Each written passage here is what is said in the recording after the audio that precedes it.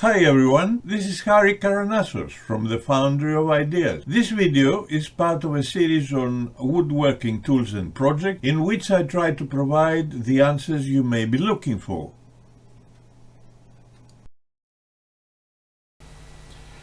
Approximately 11 years ago, Mr. William Eng published a video under the title 5 Cuts to a Perfect Crosscut Sled. In it, he showed how to proceed in order to set the fence of a crosscut sled at 90 degrees to the line cut by the blade of a table saw. Since then, this method has become the most accurate way, in my opinion, to accomplish this exercise. His video over the years has attracted over 2.5 million views. I have prepared a report in which I am trying to demonstrate how and why the 5 cuts method works. There is no heavy-duty math or geometry involved in my report, so I trust that the viewer will have no problem in following my narrative. I have supplemented the text with diagrams and photos in the hope that this will make my explanations quite clear. In the description of the video, I have provided a link to my report. Anyone who wishes to have a copy may use this link to access the file and download it. I would suggest that you download and print the file referenced above, since you may find it easier to follow the subject matter as a hard copy. To start with, take a piece of board made of plywood or hardboard. The piece of board that you start with does not need to be a square or a rectangle. In other words, the shape shown in drawing number 1 does not have to be a square.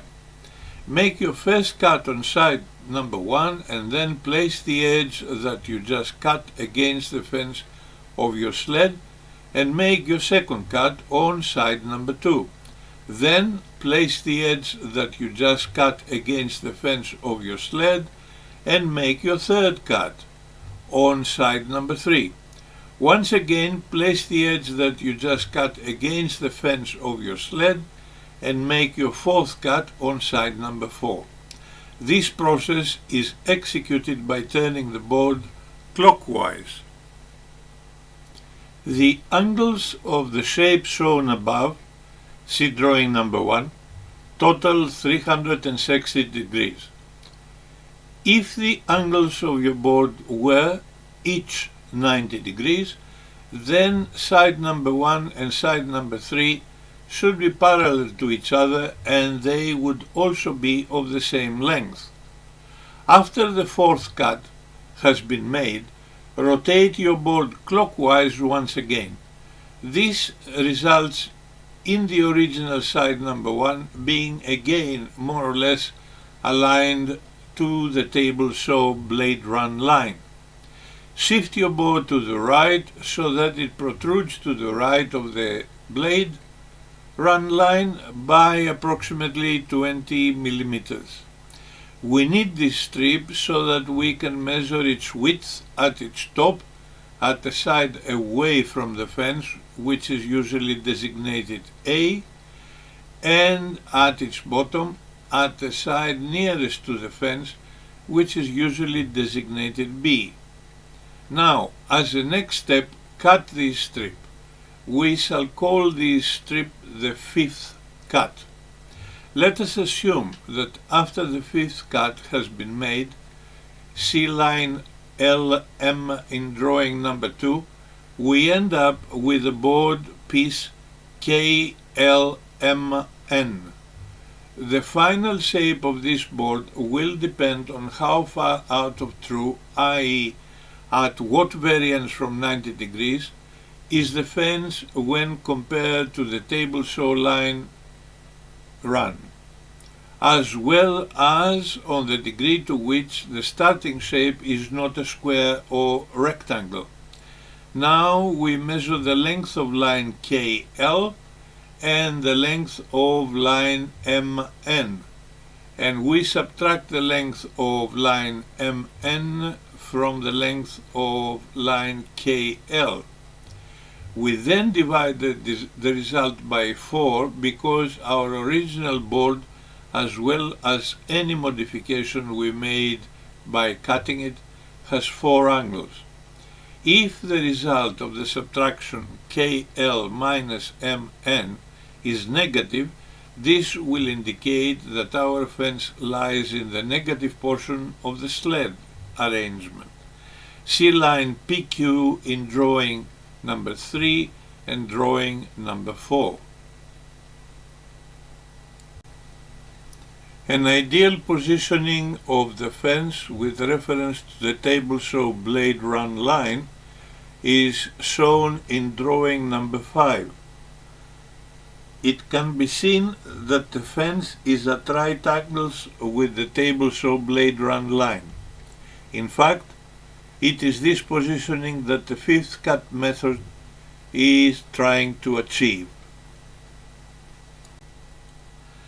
At this juncture, I would ask you to recall from the days when geometry was your favorite subject at school that when you have two angles the sides of which are vertical to each other, these two angles are equal. See drawing number 6. So now we are ready to do a dry run of the 5-cut method so that we can see how the process works out.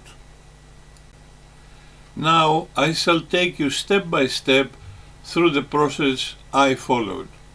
First, I secured with fold-back paper clips a ruler, the one with the white background, on my cutting pad. I set it at a small angle to the horizontal edge of the pad. This ruler represents our sled fence. I placed a piece of paper so that its lower edge was in contact with the ruler's edge and with its lowermost right corner, touching a line vertical to the horizontal, sent at 30 centimeters from the left side of the cutting pad. See photo number 1. The clear ruler represents the table saw blade run line. The sheet of paper is ready for cut number 1. Once the first cut has been made, I turned the sheet clockwise and aligned edge number 2 against the ruler with the white backing. Then I turned and made cut number 2. I continued in this manner and made cut number 3 and cut number 4. Then I arranged all 4 cuts sequentially with number 1 at the top. I have drawn a black line to make clearer the edge of each angle. Photo number 2 shows clearly that the angle theta of the first cut becomes 2 theta in the second cut.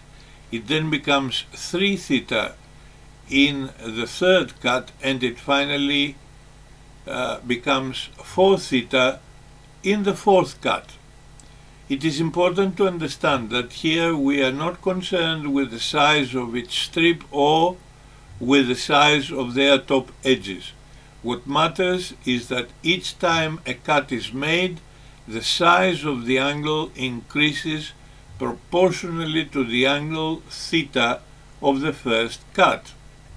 Once the fourth cut has been made, I rotated the sheet of paper to side 1 and I advanced it against the edge of the ruler with the white backing, which represents the fence of the sled, away from where the first cut had been made.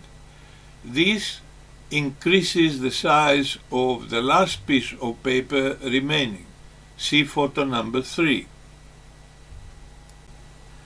It now starts becoming clear that the angle formed by the straight line AC and the line of the fence itself, AE, is the same as the angle formed by the table saw blade run line and the fence of the board that we are attempting to cut.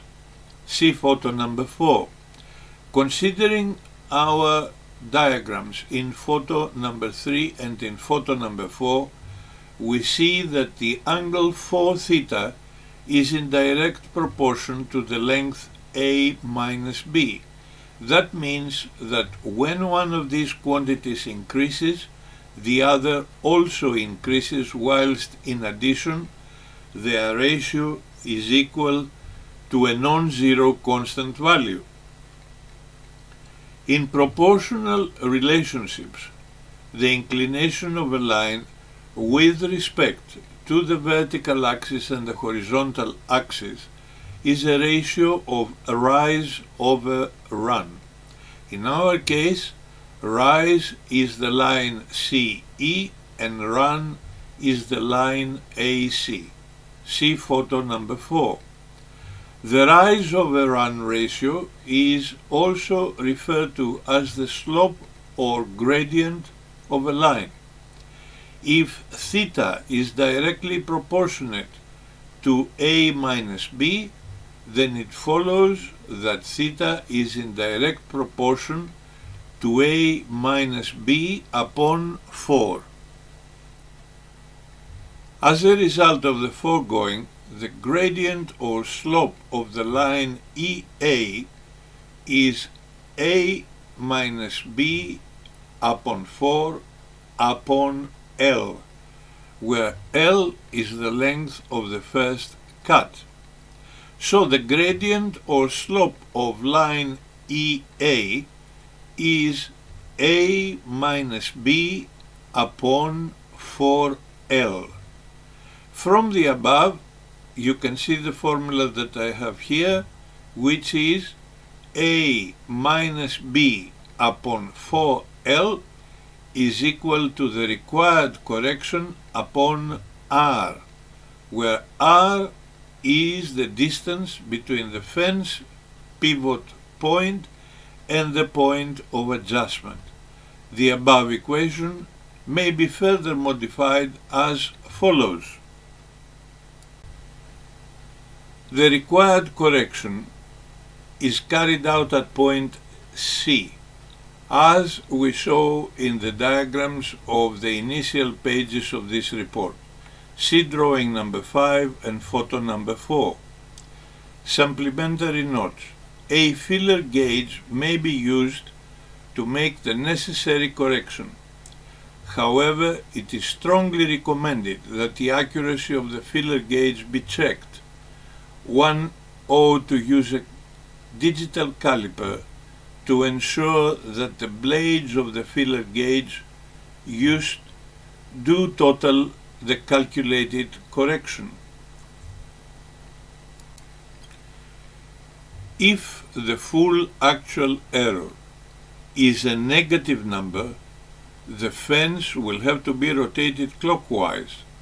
For that purpose, set the filler gauge blades to account for the size of the full actual error. Place the filler gauge against the fence at the adjustment point. Hold the pointed board firmly against the filler gauge, but not too firmly that the filler gauge bites into the fence or the pointed board. This would upset your readings and your settings.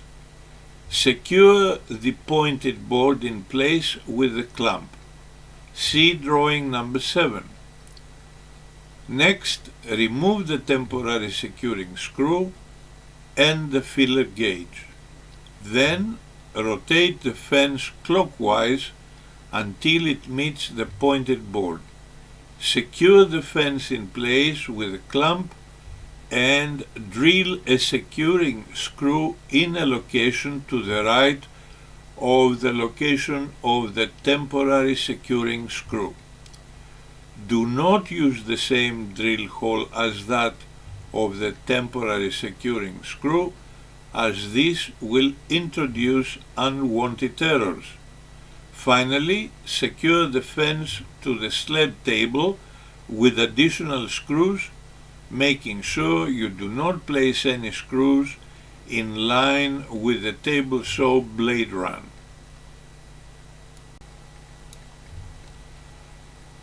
If the full actual error is a positive number, the fence will have to be rotated counterclockwise.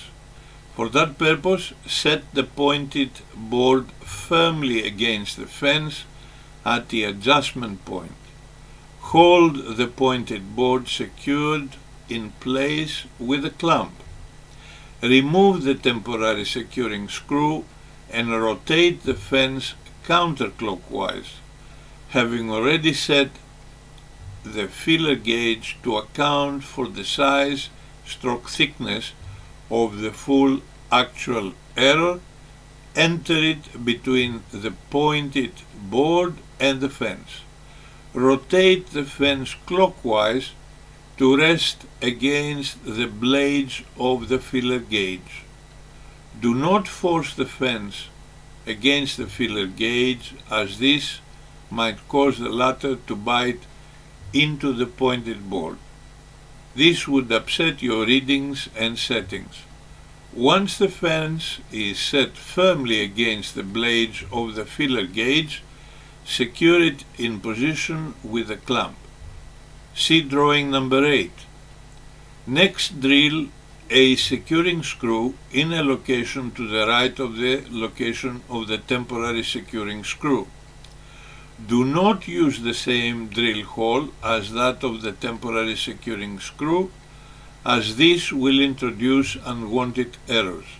Finally, secure the fence to the sled table with additional screws, making sure you do not place any screws in line with the table saw blade run.